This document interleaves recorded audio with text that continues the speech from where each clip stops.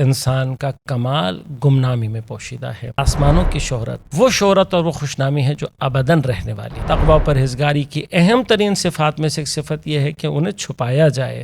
اعوذ باللہ السمیع العلیم من الشیطان الرجیم، بسم اللہ الرحمن الرحیم، الحمد للہ رب العالمین، والصلاة والسلام علی رسولہ الکریم واہل بیتہ الطیبین الطاہرین، لا سیما بقیۃ اللہ فی الارضین۔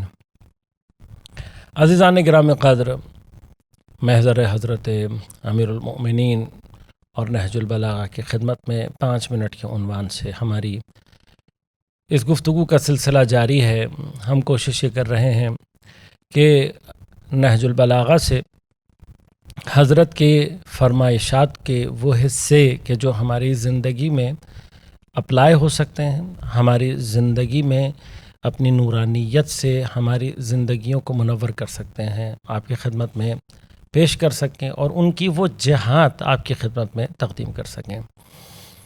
سید رضی نے آپ کا ایک بہت ہی خوبصورت قول نقل کیا کہ جہاں حضرت ارشاد فرماتے ہیں افضل الزہد اخفاء الزہد، زہد پرہیزگاری، ترک دنیا، آخرت کے لیے کوشش کرنا، عبادات، یہ ساری وہ چیزیں ہیں کہ جو انسان چاہتا ہے کہ اس کے اندر پیدا ہوں، اور انسان چاہتا ہے کہ وہ انہی القاب اور انہی صفات سے پہچانا جائے۔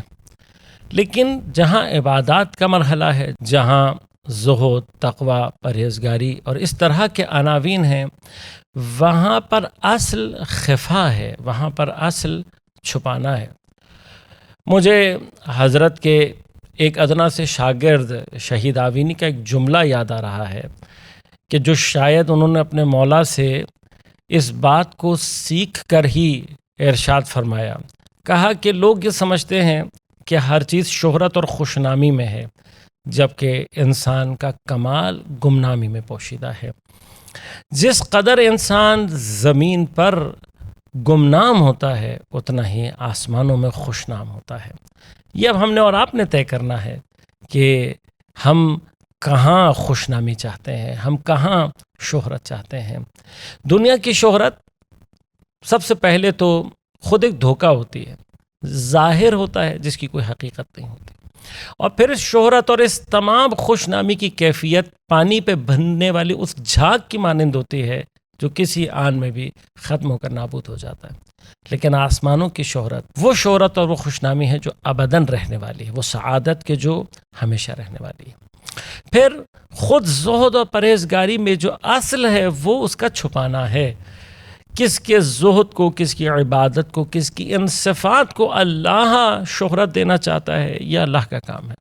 بندے کا کام کیا ہے؟ بندے کا کام یہ ہے کہ وہ ان تمام عبادات کو، ان تمام تقوی پرہیزگاری کی منازل کو جتنا چھپا سکتا ہے اتنا چھپائے۔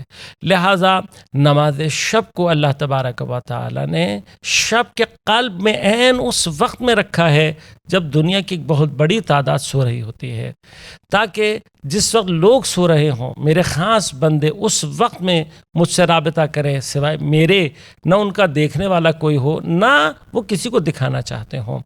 لہذا خود زہد کی صفات، تقوی و پرہیزگاری کی اہم ترین صفات میں سے ایک صفت یہ ہے کہ انہیں چھپایا جائے، انہیں خفیہ رکھا جائے۔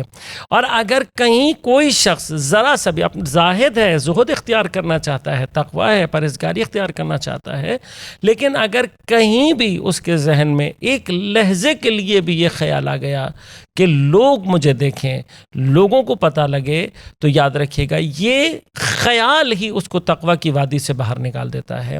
لہٰذا واقعاً ہماری اور آپ کی زندگی کا ایک اہم رخ ہے، ہم اگر واقعاً تقوی چاہتے ہیں، پرہیزگاری چاہتے ہیں، سب سے زیادہ کوشش کریں اپنی ان صفات کو لوگوں سے چھپائیں، کیونکہ چھپانے میں ہی وہ اخلاص ہے کہ جو ظاہر ہونے میں نہیں ہے۔ ان تمام نورانی جملات سے اپنی زندگی کو منور کیجیے۔ والسلام علیکم ورحمۃ اللہ وبرکاتہ۔